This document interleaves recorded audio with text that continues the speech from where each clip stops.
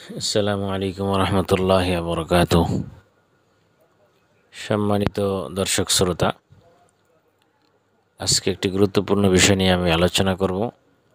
সেটি হচ্ছে পরিষ্কার পরিচ্ছন্নতা।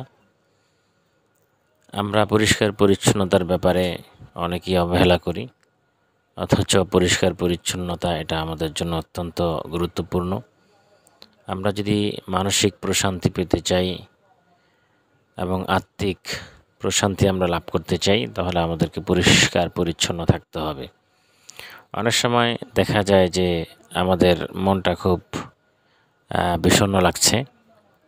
এটার একটা কারণ এটাও হতে পারে যে আমার জামা কাপড় অপরিচ্ছন্ন এবং ময়লা হয়ে গেছে। এই জন্য আমি একটা অস্বস্তি অনুভব করছি। এ বিষয়ে একটা গুরুত্বপূর্ণ হিকমার কথা বলেছেন, সেটা হচ্ছে সব কিছুই আল্লাহ তাআলা জিকির করে। আর আল্লাহ তাআলা কোরআনে কারিমের মধ্যে বলেছেন, আলা বিযিকরিল্লাহি তাতমাইন্নুল কুলুব। আল্লাহ তাআলার জিকিরের মাধ্যমে অন্তর প্রশান্তি লাভ করে। তো আমাদের যে সমস্ত জামা কাপড় রয়েছে এগুলো কিন্তু আল্লাহ তাআলা জিকির করে থাকে, যদি আমরা সেটা বুঝি না। তো যখন এগুলো ময়লা হয়ে যায় তখন এগুলোর জিকির বন্ধ হয়ে যায়।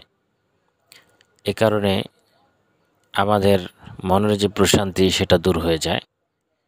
যখন এগুলো পরিষ্কার পরিচ্ছন্ন থাকে, ধূপদুরুস্ত থাকে, তখন এগুলো জিকির করে, তখন আমাদের অন্তরটা শান্তি লাগে, আমাদের মনের মধ্যে এক ধরনের প্রশান্তি আমরা অনুভব করি।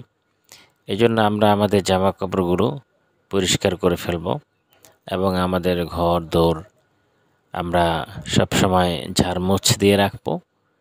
এছাড়া আমাদের বাড়ির যে আঙ্গিনা, আমাদের সামনের প্রাঙ্গণ, এগুলোকে আমরা পরিষ্কার করব। ইনশাআল্লাহ আমরা খুবই একটা শান্তি ফিল করব। এই জন্য আল্লাহ নবী সাল্লাল্লাহু আলাইহি সাল্লাম বলেছেন, নাজিফু আফনিয়াতা বুয়ুতিকুম, তোমরা তোমাদের ঘরের আঙ্গিনাকে পরিষ্কার পরিচ্ছন্ন রাখো। আল্লাহ তাআলা আমাদেরকে বাহ্যিক পরিষ্কার পরিচ্ছন্ন থাকার সাথে সাথে আমাদের হৃদয়ের পবিত্রতাও আল্লাহ তাআলা আমাদেরকে দান করুন। আল্লাহ তাআলা আমাদের সবাইকে আমল করার তৌফিক দান করুন। আমিন।